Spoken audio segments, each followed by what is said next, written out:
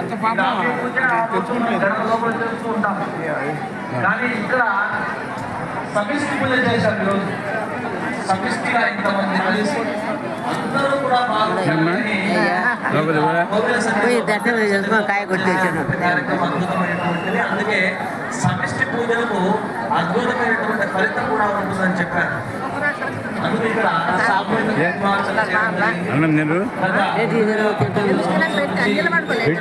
వచ్చే ముందు తగ్గిపోతుంది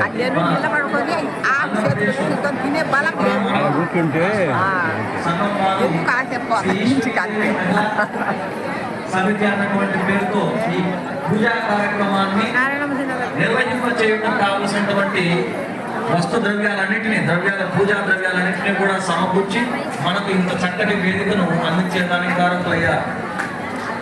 నాటి నుంచి ఇప్పటి వరకు కూడా నిరాటంకంగా అలాగే అమ్మవారి ఆరాధన మహోత్సవం రోజు చక్కగా ఈ కార్యక్రమం కొనసాగుతూ ఉన్నది.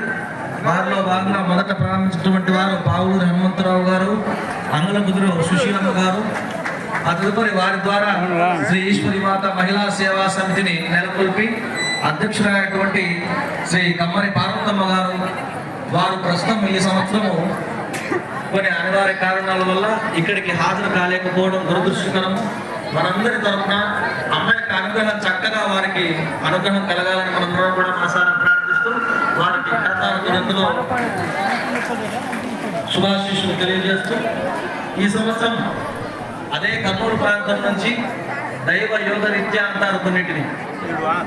అదే విధానంలో మనకు శ్రీ కాణిపాకం వరిసిద్ధి వినాయక స్వామి దేవాలయ సభ్యులైనటువంటి అధికారిక సభ్యులైనటువంటి శ్రీ భట్ట రాజ్యలక్ష్మి గారు ఈ కార్యక్రమాన్ని వారి స్థానంలో దగ్గరుంది. వారితో పాటు ఇంకా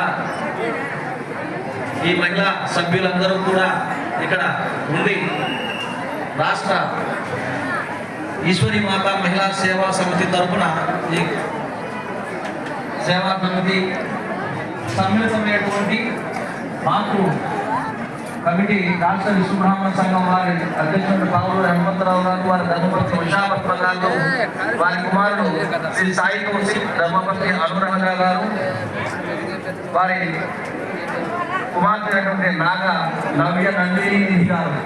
వీరు ఈ యొక్క కార్యక్రమాన్ని నిర్వహించేందుకు ఈ సంవత్సరం సమర్పించడం జరిగింది. వారికి సర్వదా సర్వదా శ్రీమాత ఈశ్వరి మహాదేవి ఆయన జీవన ప్రసాదించాలని ప్రార్థిస్తూ వారి యొక్క మాలా ప్రసాదం సమర్పించడం జరుగుతుంది.